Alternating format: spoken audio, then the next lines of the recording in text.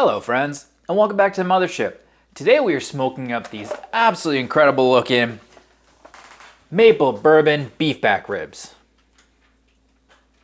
Let's get started.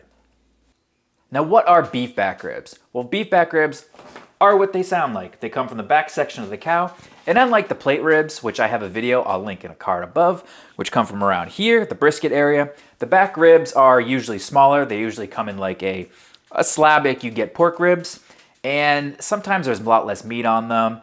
They're a little bit more tender. They don't have that intramuscular fat that we're looking for when looking for like a brisket.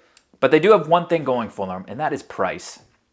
Now, often these ribs are kind of seen as a throwaway cut, so a lot of butchers or grocery stores sell them for basically nothing. I've seen them for $1 a pound. I've seen them for up to $3 a pound. But in general, they're very, very cheap, which means that if it's your first time smoking or if you're just looking for a cheaper cut that has a great taste, they're an awesome way to go. I'm going to show you from start to finish how I like to do them. There's many variations, many different opinions. Like everything in barbecue, everybody has their own opinion. But I'm going to show you what I do and how I get consistently good ribs every single time. And first of all, if this is your first time smoking anything, welcome to the family and welcome to the Mothership. On this channel, I have plenty of different cooks for you guys to try out and a bunch of beginner cooks to help you get your feet wet. So all that being said, let's get some ribs out of their packaging and let's start this cook. Now what I have here are some beef back ribs.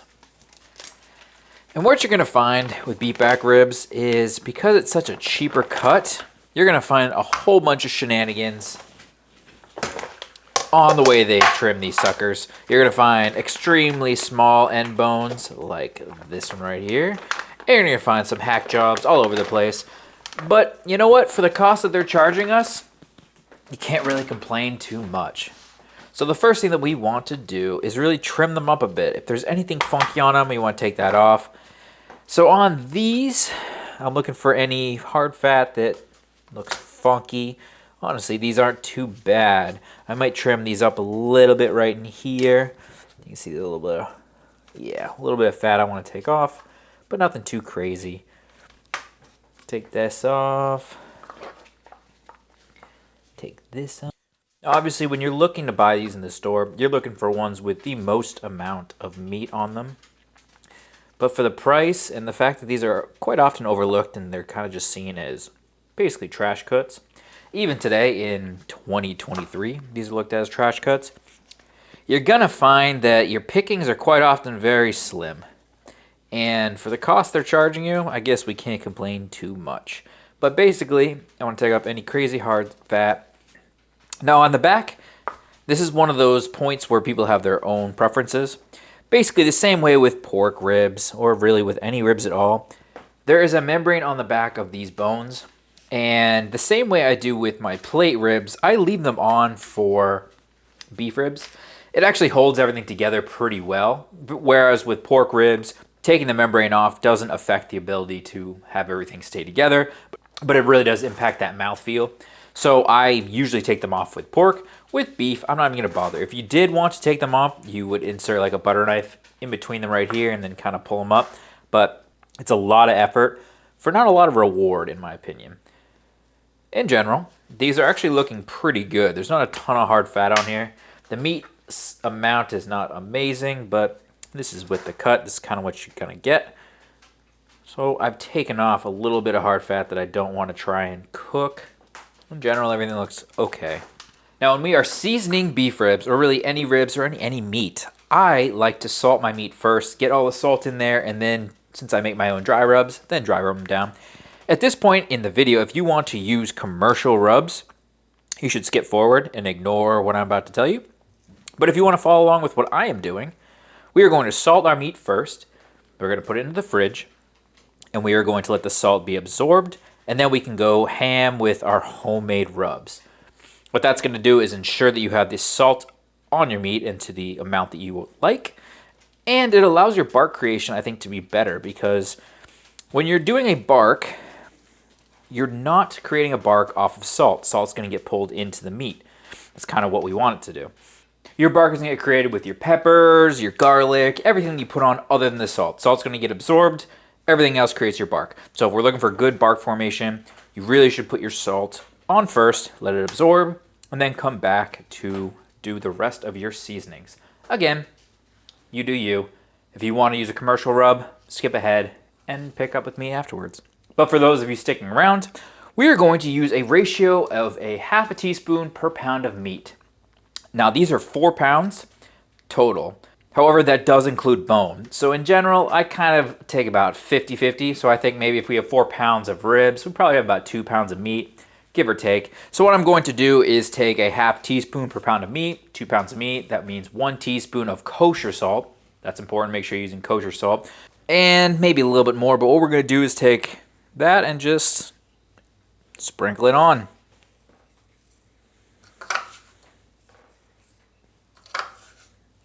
There is no point in putting any onto the bone side because that membrane is going to make it impossible for any of our salt to be absorbed into the meat on the other side. So just go ham on the meat side of our ribs. With everything nice and salted up, all I'm going to do is take this tray and put it into the fridge, leave it there for about an hour or two until you can't see any more salt on top. Once it's absorbed completely into the meat, then we can move forward with putting our rub on. Now, if you're following along with me, at this point we are going to make our rub. I have all the ingredients listed below. Basically throw it all together and give it a nice mixy. You can tell if you're looking at the ingredients that I don't have any salt in here. If you're using commercial rub, this is the point where you are going to join us. And we are going to take our ribs and put our binder on. Now, this is one of those points where people have different opinions, and I kind of agree with most of them, honestly. I don't really think a binder does too much. Basically, the entire point of it is just to make sure that your rub sticks to your meat.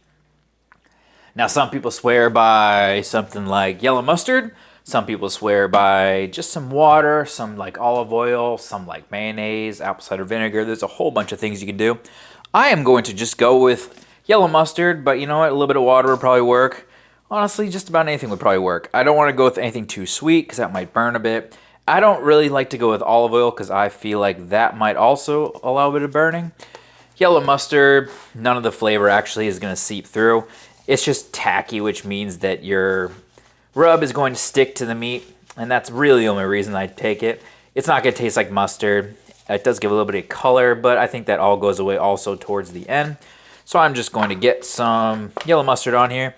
As far as the bone side, you really don't need to do this. I'm just going to do it as well, just in case someone gets a bite from that other side, but you really don't need to put any effort into this side, to be completely honest. Now for our rub, I'm just going to give a decent coating to the bone side because, like I said, no one is going to really care about this side. You're probably not even going to eat it, but just in the event that someone takes a bite and it's on there, I'll make sure that I have a little bit of rub.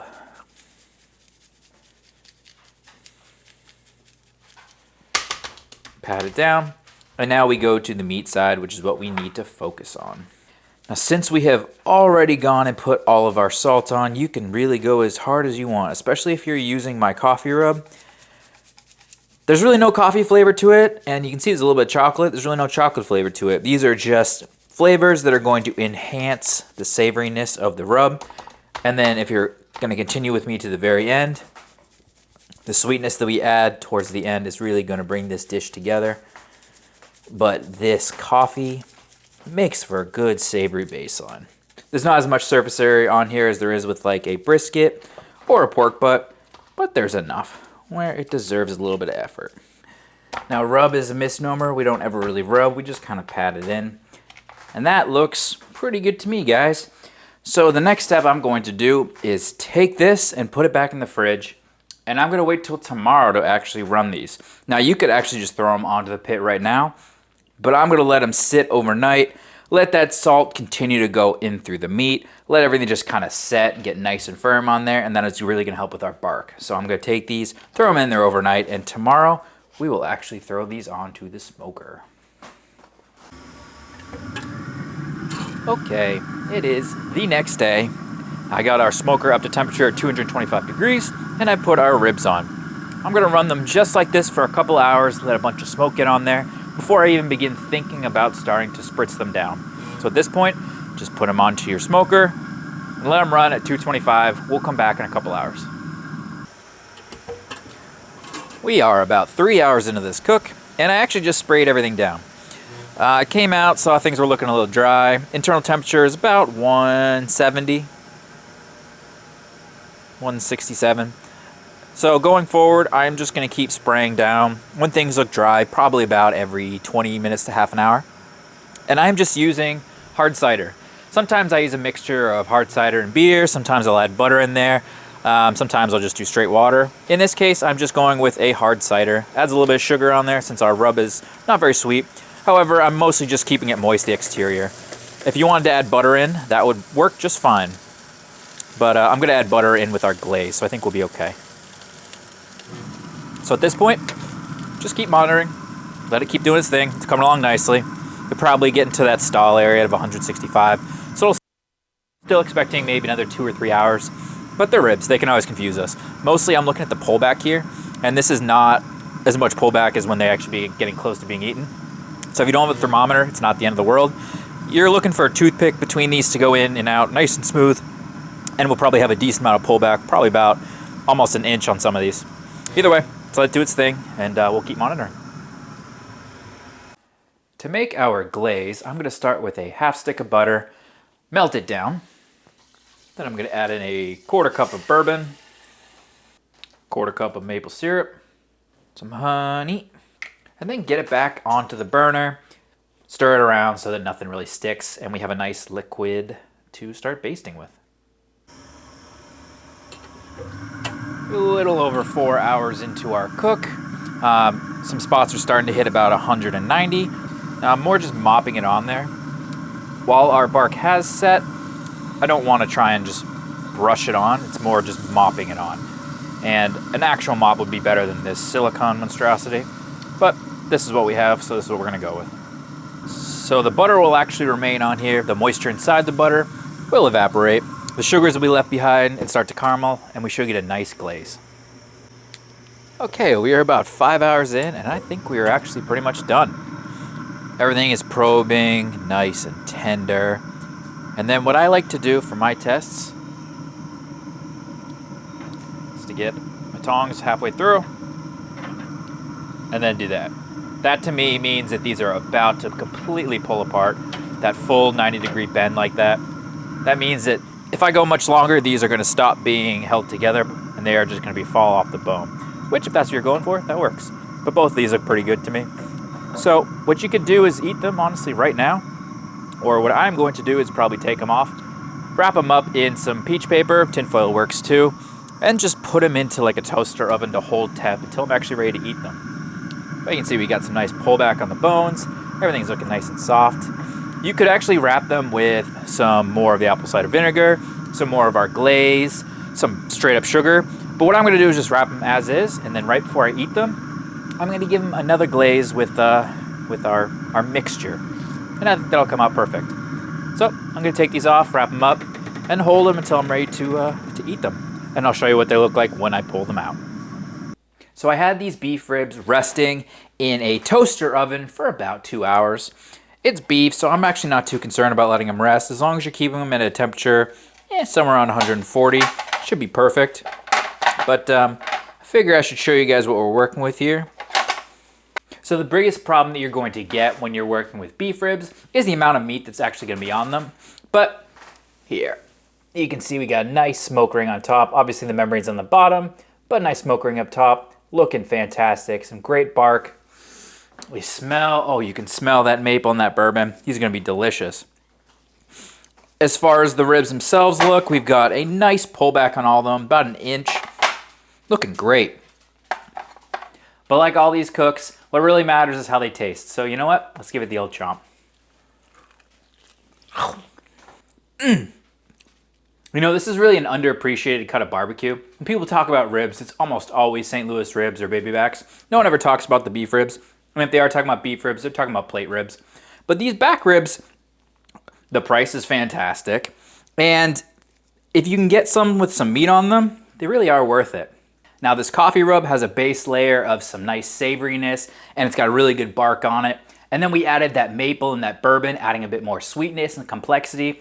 The butter on top of it Really, everything comes together really well. This is a really good flavor profile, guys. This is one of my favorite ways to do beef ribs, and I haven't done it in a while, and I'm not sure why I don't do it more often. This set of ribs cost me about 12 bucks.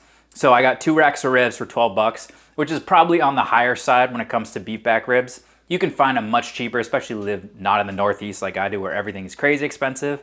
But guys, if you find them, don't be daunted. This is a great way to sink your teeth into barbecue for not too much of a cost. If this is your first time joining me on this beginner barbecue series, I hope you guys got something out of this and followed along with me. I'm sure your results are fantastic. And be sure to follow along with that series. I've done a whole bunch of cooks with many more to come where I go in depth on different ways to cook stuff. If you're here just for the flavor profile, this is a good one, guys. Absolutely give it a try. And stick around for some of my future cooks. As always, guys, cook something fantastic, and I'll catch you on the next one.